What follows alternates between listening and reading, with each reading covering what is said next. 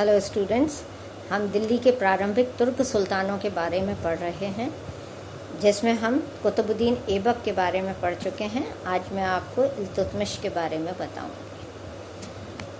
1210 में अचानक ही कुतुबुद्दीन ऐबक की मृत्यु हो गई थी और ऐसी स्थिति में वह अपने उत्तराधिकारी का चयन भी नहीं कर पाया था। अतएव इस अनिश्चितता की स्थिति में तुर्की अमीरों के लिए एक उत्तराधिकारी का चयन करना बहुत ही ज़रूरी था, अन्यथा उत्तराधिकार संघर्ष का संकट उभरने की कुछ ऐसे वातावरण तैयार हो रहा था। अतएव तुर्की अमीरों ने मिल करके आराम शाह को कुतुबुद्दीन ऐबक के पश्चात गद्दी पर बैठाया था। आराम शाह कौन था और कुतुबुद्दीन ऐबक के साथ में कैसे जुड़ा हुआ था, इसकी कोई एक निश्चित हमारे को जानकारी प्राप्त नहीं होती है। मिन्हासु सिराज ने नासिरी में एक जगह पे उल्लेख करा है आराम शाह बिन ऐबक। उससे ये अंदाज लगाया गया कि क्या पता यह उसका कुतुबुद्दीन ऐबक का पुत्र रहा, परंतु हमें कहीं पे भी इस प्रकार का कोई उल्लेख नहीं मिलता है और ना ही सिराज इसको डॉक्यूमेंटेड कर पाया है। अतएव हम नहीं कह सकते हैं कि आराम शाह कुतुबुद्दीन ऐबक का ही पुत्र था। जहाँ तक जानकारी है वह यह है कि कुतुबुद्दीन ऐबक के 3 पुत्रियाँ थीं और इनमें से 2 का विवाह उसने कुबाचा से किया था और एक का विवाह इल्तुतमिश के साथ में किया था। आराम शाह जैसे ही गद्दी पर बैठा, राज्य चारों ओर से संकट से ही घिर गया, क्योंकि अभी यह बिल्कुल ही नव स्थापित तुर्की साम्राज्य था और इसके लिए एक अत्यंत ही कुशल प्रशासक और योग्य सैनिक अनुभव के व्यक्ति का गद्दी पर बैठना बहुत ज़रूरी था। कोबाचा ने मुल्तान और उच्च पर दबाव बनाते हुए शक्कर और श्योरा करके एक स्थान था, उस पर अपना अधिकार कर लिया था। बंगाल में अली मर्दान खलजी जो था वह अपने को स्वतंत्र घोषित करते हुए अन्य आसपास के स्वतंत्र राज्य जो कभी तुर्की राज्य के अधीन रहे थे उन पर अपना अधिकार करना प्रारंभ कर दिया था। इस प्रकार से और भी कई छोटे छोटे तुर्की राज्य जो थे उन्होंने अपनी स्वतंत्रता की घोषणा करनी प्रारंभ कर दी थी और स्वतंत्र राज्य का व्यवहार वे कर रहे थे। राजपूत राज्यों ने भी अपने को स्वतंत्र घोषित कर लिया था। ऐसी स्थिति में एक बहुत ही संकट पैदा हो गया था कि एक ऐसा कुशल शासक मिले जो भारत के राज्य को सुरक्षित रख सके। दिल्ली के सिपह सलार जो था अमीर अली इस्माइल, उसने अमीर दाद तथा कुछ अन्य तुर्की अधिकारियों के साथ में मिल करके इल्तुतमिश को एक संदेश भेजा कि वह दिल्ली आकर कुतुबुद्दीन ऐबक के भारत के राज्य को संभाले। आपको याद होगा कि कुतुबुद्दीन ऐबक ने लाहौर को अपनी राजधानी बनाया था और इस समय आराम शाह लाहौर पर ही शासन कर रहा था। इल्तुतमिश को यह संदेश मिलते ही वह अभी जो कि इस समय बदायूं का सूबेदार के रूप में कार्य कर रहा था, तुरंत ही दिल्ली की ओर रवाना हुआ।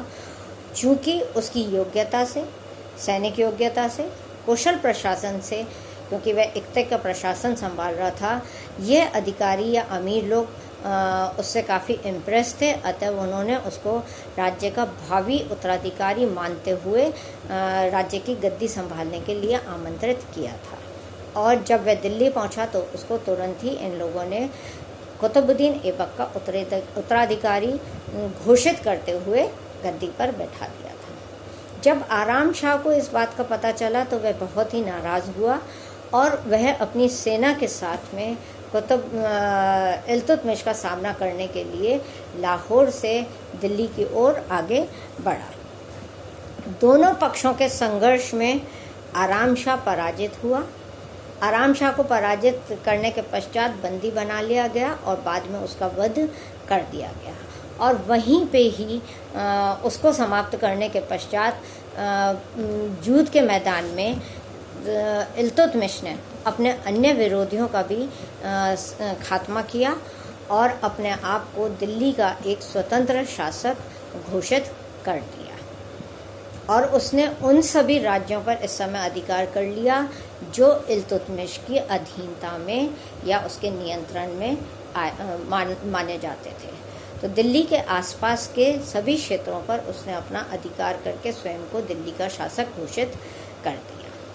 हम इल्तुतमिश के प्रारंभिक जीवन के बारे में बात करें तो इल्तुतमिश इल्बरी जनजाति का तुर्क था।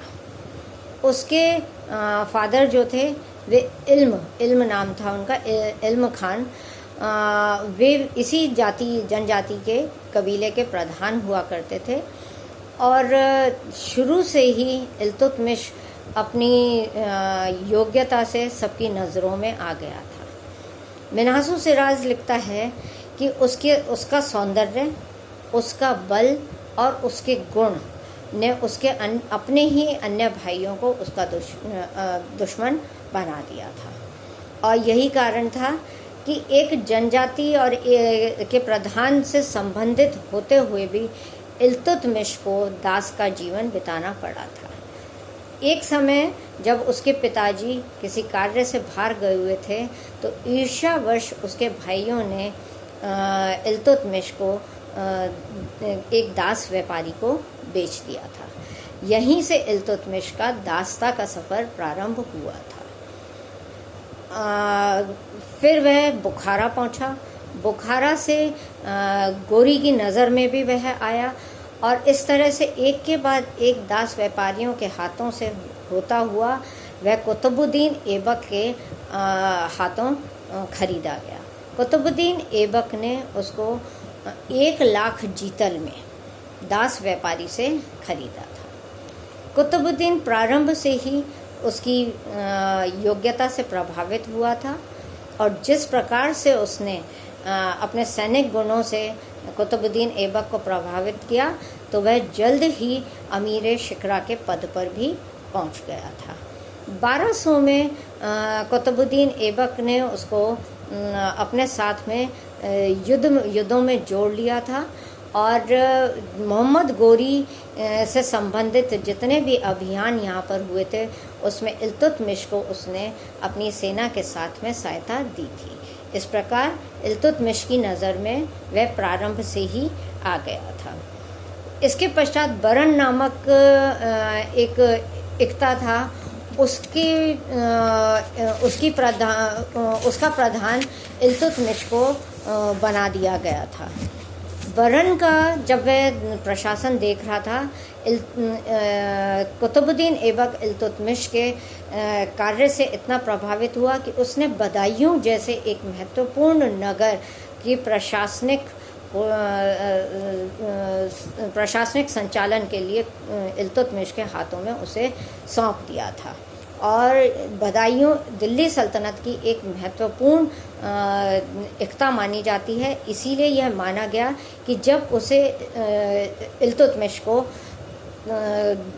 बदायूं की इक्ता प्रदान की गई तभी यह स्पष्ट हो चुका था कि वह आगे चल कर के कुतुबुद्दीन ऐबक का उत्तराधिकारी नियुक्त हो सकता है। साथ ही उसने अपनी पुत्री का विवाह भी चूंकि उससे करा था, इसलिए कई तुर्की अमीरों के यह समझ में आ गया था कि वह उसके उत्तराधिकारी के रूप में चयनित हो सकता है। 1205 में जब मोहम्मद गोरी खोखरों का सामना करते हुए वापस गोर की तरफ लौट रहा था तब कुतुबुद्दीन ऐबक के नेतृत्व में इल्तुतमिश ने खोखरों के दमन में मोहम्मद गोरी को सहायता दी थी और उसने खोखरों को इस कदर से परेशान किया था और ऐसा पीछा किया था कि उन लोगों को नदी में कूद करके अपनी जान देनी पड़ी या कई लोगों ने नदी में कूद करके अपनी जान बचाई और भाग गए।